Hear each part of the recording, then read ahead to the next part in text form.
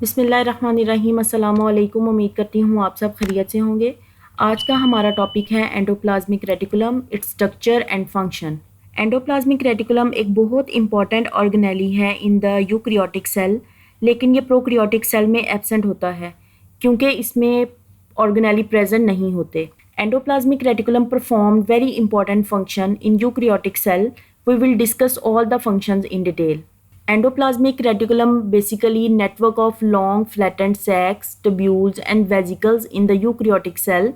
इसका लिंक होता है न्यूक्लियस के साथ। देख लेते हैं कैसे। इसके लिए हमें न्यूक्लियस को थोड़ा सा रिकॉल करना पड़ेगा। Nucleus is a double membranous organelle, the outer membrane and the inner membrane, और इस मेम्ब्रेन को हम न्यूक्लियर इन्वेलप कहते हैं। न्यूक्लियर इन्वेलप में पोर्स प्रेजेंट होते हैं, उसको हम न्यूक्लियर पोर्स कहते हैं, जो transportation of material in and out के लिए यूज होते हैं। आउटर मेम्ब्रेन और इनर मेम्ब्रेन के दरमियान में जो स्पेस होती है उसको हम पेरी न्यूक्लियर स्पेस कहते हैं। अब इसका एंडोप्लाज्मिक रेटिकुलम के साथ क्या लिंक है? न्यूक्लियस की आउटर मेम्ब्रेन कंटिन्यू होकर एंडोप्लाज्मिक रेटिकुलम बनाती है, जबकि अगर हम पेरी न्यूक्लियर स्पेस की बात करें तो ये कंटिन्यू होकर यानी एंडोप्लाज्मिक रेटिकुलम की स्पेस बनाती है। यहाँ पे हम इसको पेरी न्यूक्लियर स्पेस नहीं कहते, यहाँ पे हम इसको ल्यूमेन कहते हैं। आई होप आपको इसका रिलेशन जो है वो न्यूक्लियस के साथ समझ आ गया होगा। आपको एंडोप्लाज्मिक रेटिकुलम में बार बार फ्लैटेंड सैक्स नजर आते हैं। Just look into the picture. ये फ्लैटेंड सैक्स आपको नजर आते हैं, इसको हम सिस्टर्नी कहते हैं। इसीलिए अगर आप इसकी डेफिनेशन देखें, the networks of long flattened sacs, tubules and vesicles in the eukaryotic cell. Endoplasmic reticulum के ऊपर डॉट लाइक स्ट्रक्चर आपको नजर आते हैं, डेट इज राइबोसोम्स। ये इसकी सरफेस के साथ अटैच होते हैं। इसको हम रफ एंडोप्लाज्मिक रेटिकुलम कहते हैं। ये दानेदार, ग्रेन्यूलर या रफ अपीयरेंस इसकी राइबोसोम की प्रेजेंस की वजह से होती है। ऑन द अदर हैंड अगर हम बात करें स्मूथ एंडोप्लाज्मिक रेटिकुलम की, तो एंडोप्लाज्मिक की सरफेस पे राइबोसोम जो है वो अटैच नहीं होते, जिसकी वजह से इसकी सरफेस जो है वो स्मूथ नज़र आती है अंडर द माइक्रोस्कोप। इसको हम स्मूथ एंडोप्लाज्मिक रेटिकुलम कहते हैं। The next one is how protein enter into the lumen of the year. अगर हम एंडोप्लाज्मिक रेटिकुलम की मेम्ब्रेन की बात करें तो ये सेम लाइक सेल मेम्ब्रेन होती है, लेकिन ये थोड़ी सी पतली होती है as compare to the cell membrane. इसमें भी प्रोटीन प्रेजेंट होती है जो एज अ चैनल का काम करती है। राइबोसोम जिस एरिया पे अटैच होते हैं इसको हम देख लेते हैं। जैसे ये ल्यूमिन है, यहाँ पे कोई राइबोसोम अटैच है। ये किस तरह प्रोटीन की फॉर्म में ल्यूमिन ऑफ एंडोप्लाज्मिक रेटिकुलम में एंटर होता है। एंडोप्लाज्मिक रेटिकुलम की मेम्ब्रेन में राइबोफोरिन एक ग्लाइकोप्रोटीन है, वो प्रेजेंट होती है। उसका काम क्या होता है कि ये राइबोसोम को अपने साथ अटैच करवाती है। We can say that ribophorin act as a receptor.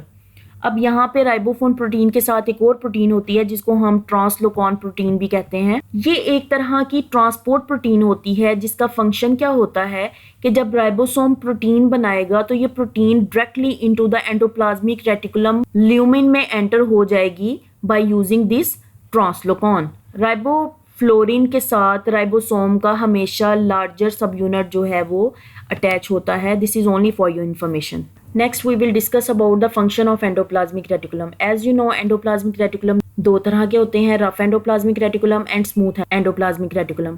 अगर हम सबसे पहले रफ एंडोप्लाज्मिक रेटिकुलम के फंक्शन की बात करें, रफ एंडोप्लाज्मिक रेटिकुलम इसको क्यों कहा जाता है? क्योंकि इसकी सरफेस पे राइबोसोम की प्रेजेंस होती है। राइबोसोम के प्रेजेंट होने की वजह से इसका मेन फंक्शन क्या होता है? प्रोटीन सिंथेसिस करना।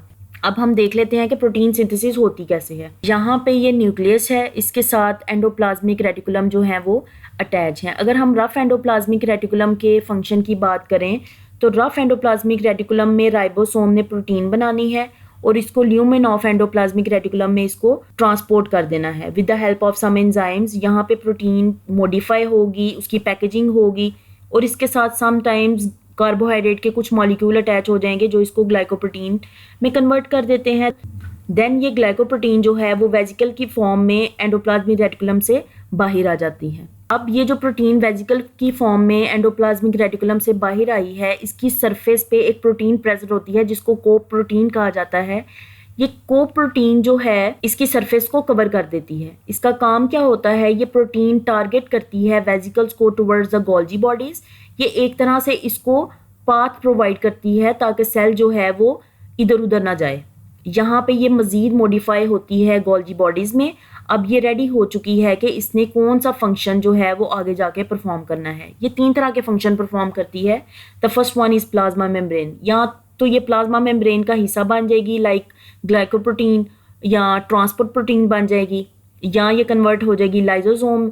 लाइजोसोम कैसे बना देगी? क्योंकि ये लाइजोसोम में डिफरेंट एंजाइम प्रेजेंट होते हैं जो डिग्रेडेशन का काम कर रहे होते हैं। द नेक्स्ट वन में बी सिक्रीटरी वेजिकल बन जाएगी, यानी सेल से बाहर चली जाएगी। इसको एक्सोसाइटोसिस भी कहते हैं। इसकी सम एग्जांपल्स हम देख लेते हैं, लाइक पेंक्रियाटिक सेल, जिसको हम एक्सोक्राइन सेल भी कहते हैं। ये एंडोप्लाज्मिक रेटिकुलम के थ्रू डाइजेस्टिव एंजाइम की प्रोडक्शन करते हैं और फिर ये सेल से रिलीज होकर स्मॉल इंटेस्टाइन में डाइजेशन का काम करते हैं। The next example plasma cell की एग्जांपल ले लें। इसमें एंटीबॉडीज भी इसी प्रोसेस के थ्रू बनती हैं और फिर ये सेल मेम्ब्रेन के साथ जाके अटैच हो जाती है। The next is the function of smooth endoplasmic reticulum. इसको स्मूथ एंडोप्लाज्मिक रेटिकुलम क्यों कहा जाता है? Because of absence of ribosome. So ये प्रोटीन सिंथेसिस में इन्वॉल्व नहीं होते। इनका काम क्या होता है? ये लिपिड सिंथेसिस करते हैं। सेम लाइक न्यूक्लियस के साथ स्मूथ एंडोप्लाज्मिक रेटिकुलम जो है वो अटैच होते हैं। ये स्मूथ एंडोप्लाज्मिक रेटिकुलम जो है वो क्या करते हैं, इसमें क्या होता है कि एसिटाइल को ए जो है वो एंटर हो जाता है into the smooth endoplasmic reticulum और डिफरेंट टाइप ऑफ एंजाइम की मदद से ये डिफरेंट मॉलिक्यूल में कन्वर्ट हो जाता है। फॉर एग्जांपल अगर हम फैटी एसिड की बात करें तो ये एटीपी में कन्वर्ट हो जाएगा। लाइक आपको पता है हमारी बॉडी को फंक्शन परफॉर्म करने के लिए एनर्जी रिक्वायर्ड होती है और ये एनर्जी हमेशा एटीपी की फॉर्म में हमें मिलती है। अगर फॉस्फोलिपिड बना देता है तो ये मेम्ब्रेन का पोर्शन बन जाएगा। अगर ये कोलेस्ट्रॉल बना देता है तो ये सेल मेम्ब्रेन का, अगर आपको लेक्चर याद हो तो उसमें हमने देखा था कि कोलेस्ट्रॉल किस तरह जो है वो अटैच होती है। मतलब इसका रोल क्या होता है कि fluidity of the cell membrane को कंट्रोल करती है। Cholesterol help in the formation of bile acid. Bile acid आपको पता है लीवर में प्रेजेंट होता है। ये फैट इमल्सिफिकेशन में हेल्पफुल होता है। उसके अलावा कोलेस्ट्रॉल जो है वो फॉर्मेशन में इन्वॉल्व होगा सेक्स हार्मोन्स की, स्टीरॉयड हार्मोन्स की। There is also other functions of the smooth endoplasmic reticulum, detoxification of drug और पॉइजन। अगर गलती से किसी ने कोई ड्रग ले लिया या पॉइजन खा लिया है तो स्मूथ एंडोप्लाज्मिक रेटिकुलम क्या करता है? पॉइजन लिवर सेल में जाता है, वहाँ से स्मूथ एंडोप्लाज्मिक रेटिकुलम जो है वो हायर अमाउंट में प्रेजेंट होते हैं।